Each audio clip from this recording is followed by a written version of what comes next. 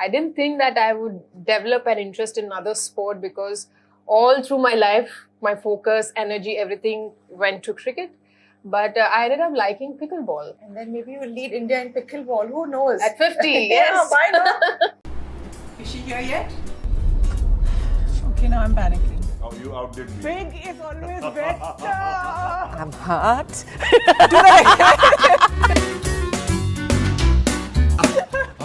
Listen, I'm not playing this game. God is just fallen off. His bum is that good. Scuba diving. You want to go scuba diving? Sitting there going, Khana, just stop talking. Now you're embarrassing. Gopi, stop it, Gopi. What does it take to be considered an icon? Is it living gracefully under pressure like Masaba Gupta? Is it having an immense body of work like the Pathak sisters? Or is it constantly reinventing yourself like Naomi Campbell in the new Victoria's Secret Icons campaign? Well, we say that everyone can aspire to become an icon. But very few people carry the title with such ease as our next guest. She's a sporting legend and has broken records like they are made of papad. The one and only Mithali Raj. Let's see what she has to say. Welcome to Tweak Captain G. So, Thank you. Indian parents want their kids to become professor, doctor, but you became captain. Were your parents always supportive of this decision? I think it's because of my dad that I got into sport. Okay. Given a choice, probably I wouldn't have picked sports. I wouldn't have picked cricket because I learned dance, classical dance, for about 8 years. And dance was something very dear to me much before cricket happened to me. Okay. So basically your body has been your greatest asset, whether it's dance or it's cricket. This is it. I'm so envious because I collect ligament tears the way people collect stamps. And here you are, this epitome of fitness. Really, I'm really envying you right now. Can I pinch you? You said your dad, and that was something that I've been thinking about. You know, girls are always brought up that these are activities that girls should do, and these are activities that suit boys. But clearly, you didn't have that demarcation. How did that come about? What did he say? Did he say that you can do anything and it was all from him? There's a funny story to it. My brother was into cricket, and my dad has a background of Air Force. And so discipline is like the core thing at home.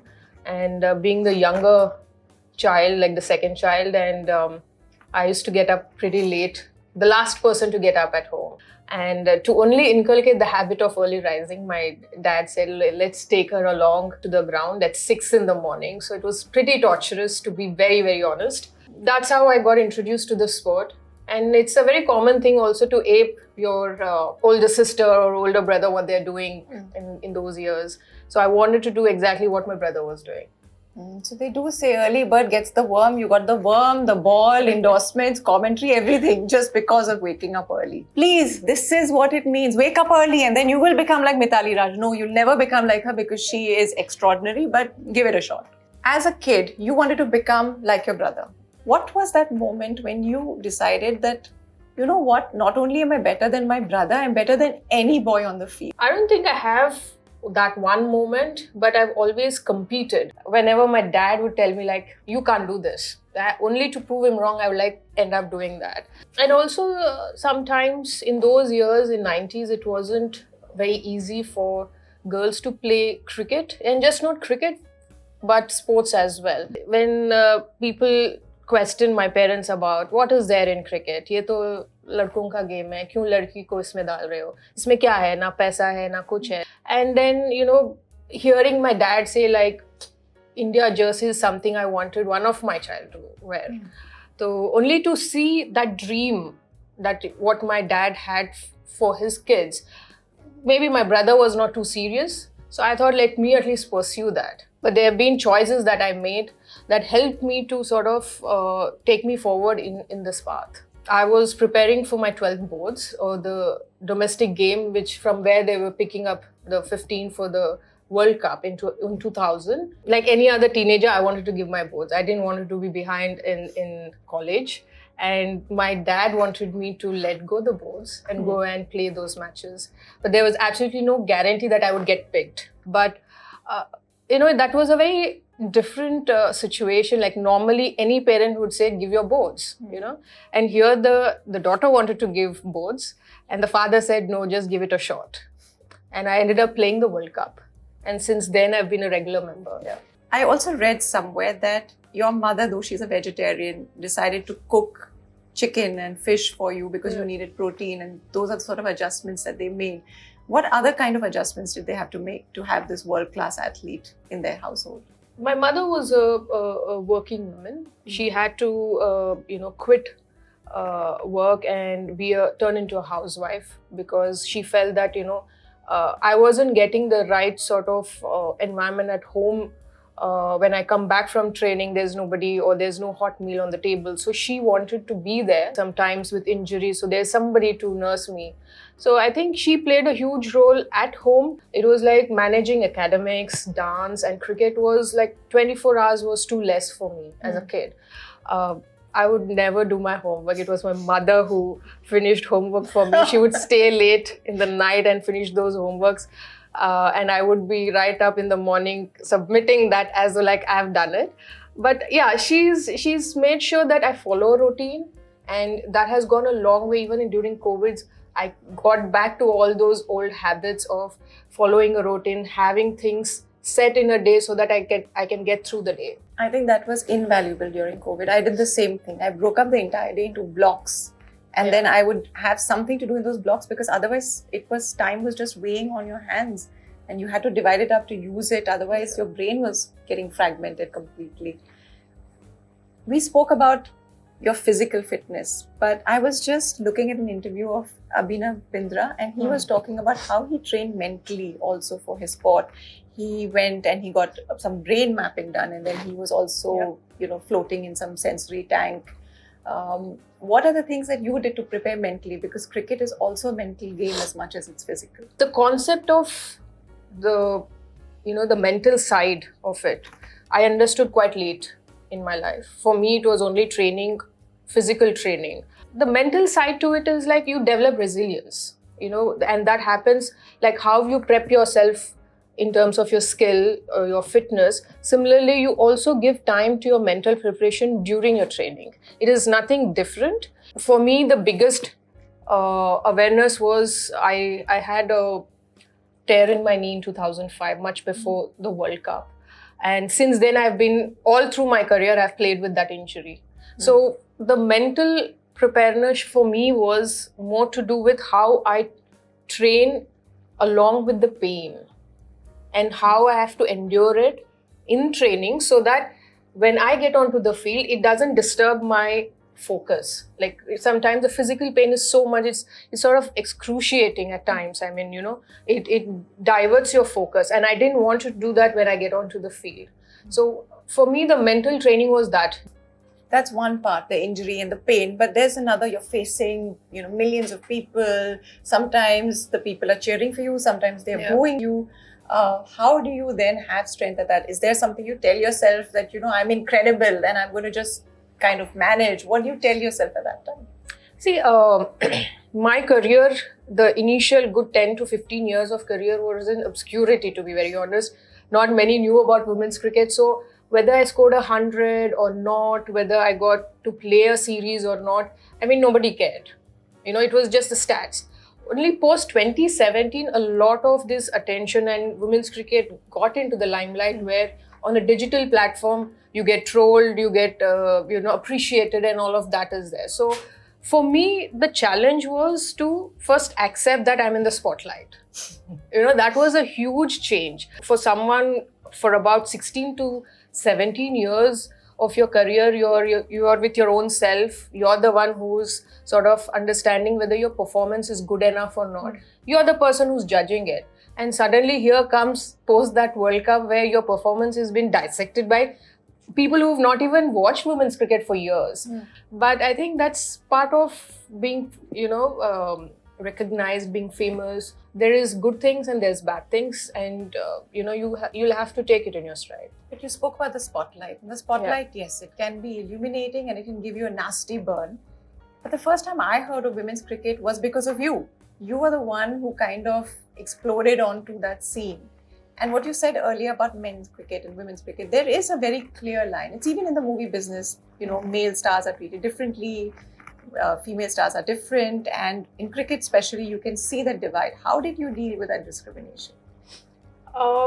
It wasn't much at home because my parents have not really seen that sort of difference in me or my brother. I remember these awards where I broke a world record in 2002, and I was called for the award function where I was up against, say, names like Rahul Dravid, Sehwag and everybody, and I was like, Dad, I'm not going for the award function because I'll end up only clapping for them. I'm not winning it. So he said, it's all experience, don't have an expectation. But for a young girl, say about 18, 19-year-old, for me, I felt world record was not good enough, to earn an award where their own performance in a calendar year is overshadowing my world record. So I understood that, but times it did pinch me, it hurt me, but I guess I've never took up sport to be recognized. I didn't expect people to admire me. It was purely because I just wanted to wear the blues. I only wanted to make my dad happy. And I would always remind myself, even today, if people don't pay attention to me, that is completely okay with me. I'm very happy in my own skin. Okay, that's a really wonderful way of looking at it. And I guess your mental training has prepared you. Any obstacle because whatever questions I've asked you about obstacles, you have said the same thing. It's the way you look at it. You are just, you have a thick skin now. Nothing kind of shakes you. So that's fantastic. You also said that athletes have a short shelf life. And this is largely true for women all the time. I wrote a column recently where I said even being a mother has an expiry date. Once your child is 21, you're just like a packet of cold cuts back in the fridge, rotting away till somebody discards you. It's not that dramatic, but everything has a shelf life. Do you feel that the pressure of the clock ticking, personally, professionally, both? Professionally, yes. I did feel that, say, since 34, 35, that, probably I'm getting closer to that day where I have to put curtains on my career. And I remember this instance where Rahul Dravid gave a speech when his retirement and he had a tear in his eyes. And at that point, it actually hit me very soon, maybe the day will come in my career as well. I have to go through that. But I ended up playing for another 5-6 years. As you rightly said, for an athlete, professional career, the years are shorter than the other professions. And so we try and do our best in those few years that we get. Just before the World Cup last year, I went into the World Cup knowing that this is my swan song. I knew that this would be my last World Cup. So I had this already mentally prepared past 2 years that, every game I walk in, I'm going to just experience of being on the ground, because soon there will be a time when I won't step onto the ground. You are 41, I'm almost 50. I remember when I was growing up, this was a time when women were almost retired. We were almost senior citizens. But now I see that there's a big change that's happening. You have older women winning Oscars. You have Naomi Campbell in the new Victoria's Secret campaign. And you just see that they are thriving. They are kind of really coming into their own. So what does this stage of your life, your 40s, what does it feel like? I think I'm far more matured in understanding things. Until I was playing as an active player, it was more to do specifically with sport. So whatever choices I made in my personal life also, it was always revolved around where my professional career is going to go. But now the choices are purely on the personal level. So there is no professional thing attached to it. And I think with the experiences that I've had through my career as a captain, a lot more in handling administration, media, people that you work with, I think in terms of man management, I've become better. And I think that is helping me to... Is that specifically man management or women management as well?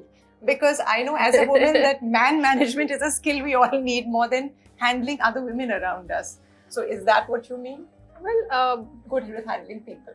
Yes. Especially... Yeah. Because I feel that, when you get off the hook of a player's career, you sort of try and get into other things. Like now I'm into commentary. I meet a lot of men in broadcasting. I understand it. A different perspective also. Earlier I was on the field planning, strategizing. Now off it, trying to sort of again dissect another captain's strategy and everything, and how people treat you when you've retired. That's the biggest difference, I could say that. But is there a very big difference? I mean, you're still absolutely famous and people love you. So is there still a difference you feel before you retired and now? Well, there is not a big or stark difference, but you can see it in a very subtle way. People usually talk a lot more about, obviously, the current players, what the team is doing, and if you're not associated with the team in some way, like a support staff as a coach, then you're into broadcasting, so people don't know what is happening in your life. Earlier, I was a player, I was a captain, so before every series you give interview, you're right there on the in the news channel and everywhere. But now you've taken a backseat. But a backseat is also good in a way because you led such a disciplined life. Now you can kind of relax, have fun. Like out of all these things here, what will Mithali Raj eat? I'm not a foodie actually. Oh, no. Yeah. Really? I'm not a foodie. That's what one of your teammates did ask me. So I ended up telling her that I eat to live. Okay, I wish I did. But I did have 2 scoops of ice cream last night because I just felt like to be in a very good mood. Okay. So it So was an food does exhausting day. help you. See, it's not just eat to live, right? You sometimes have to. When you have a hectic schedule, there are times when you just want to freshen up. So there would be some things like ice cream, or you just want to have a burger or a pizza and get that energy going for you. But now in your daily life, are you still very disciplined? You eat in a constrained manner. You exercise a lot. Are you still kind of trying to maintain that level of fitness? I don't. Honestly, I think I've put my body through a lot of torture for those many years. So I decided post my retirement, I won't get into training a lot. So I put on a little weight, and I ended up changing my wardrobe. So I said, now is the time to again recheck. I can't spend all my money into getting a fresh wardrobe. Now I'm able to balance it with the hectic schedule. I do a lot of traveling. So I do a little bit of fitness, but I also keep a check on what I eat and when I eat. So what is the thing that gives you the greatest joy now? Just lazing around, sleeping, getting to sleep through the day. Yeah, didn't I read somewhere that you're an expert sleeper? I don't know what that means. How are you an expert sleeper? Do you have any tips on people who sleep really well? I sleep so badly that I have bags under my eyes right now. If I check them in, they'd say it's too heavy and remove it. So give us some tips. I can't give tips for sleeping, but I feel that when you're mentally exhausted, you end up sleeping a lot more. And also the other side to it is you don't get to sleep. So maybe that you don't end up sleeping is you're constantly sort of thinking what to do next. Maybe because when I wake up at 3 a.m., I have a cup of black coffee and then I sleep. But I do have some sleeping tips which are kind of bizarre. There was some girl who had a name which I thought was very difficult to pronounce. I think her name was Pranutan. So once when I couldn't sleep, I just kept saying Pranutan, Pranutan, Pranutan. So 50 times when I went to sleep. Don't try this at home. But I don't try it. Maybe it'll work. I have no idea. But yes, leading India definitely has taken a lot of toll on me. So I've not really slept when I'm on tours. But when I come back home, there are days that I just, I end up missing meals, but I would get that sleep. That's because your body is so exhausted, your mind, body, Yeah. everything. Yeah, maybe that's the actual trick, that you just tire yourself so much that there's no choice left. Your body is like, please, enough, leave me alone right now. Yeah. But now you play some other sports just for fun. Play tennis, pickleball. I did try my hand at tennis and pickleball the other day because, my franchisee, Gujarat Giants, they've taken up this sports complex in Ahmedabad. So I went there for an opening and I tried my hand at both the games. I didn't think that I would develop an interest in another sport because all through my life, my focus, energy, everything went to cricket. But I ended up liking pickleball a lot more.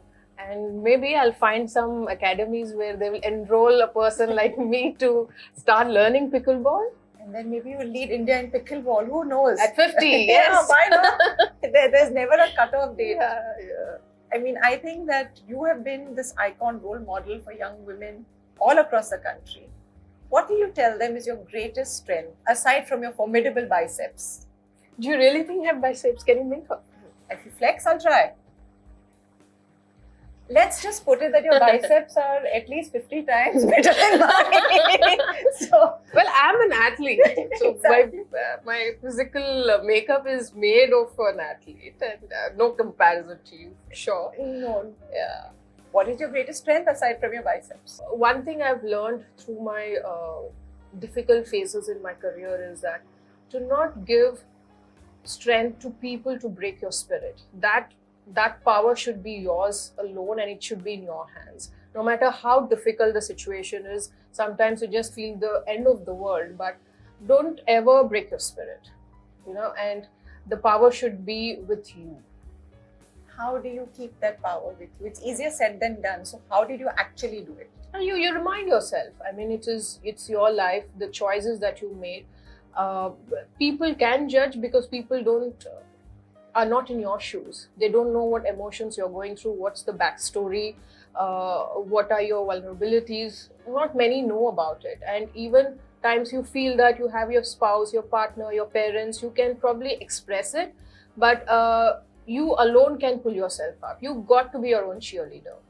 That's fantastic. Thank you so much. I hope all the young women watching this become their own cheerleaders. I'm your cheerleader, clearly, after that bicep touch. My gosh. We have a hamper for you. Oh, clearly, this needs... Well, you will be able to lift it easily, but not me. Is it? With one hand. I'm able to one lift hand. it. One hand. The one that you whack those six. I'm a righty, so here it is. Yay!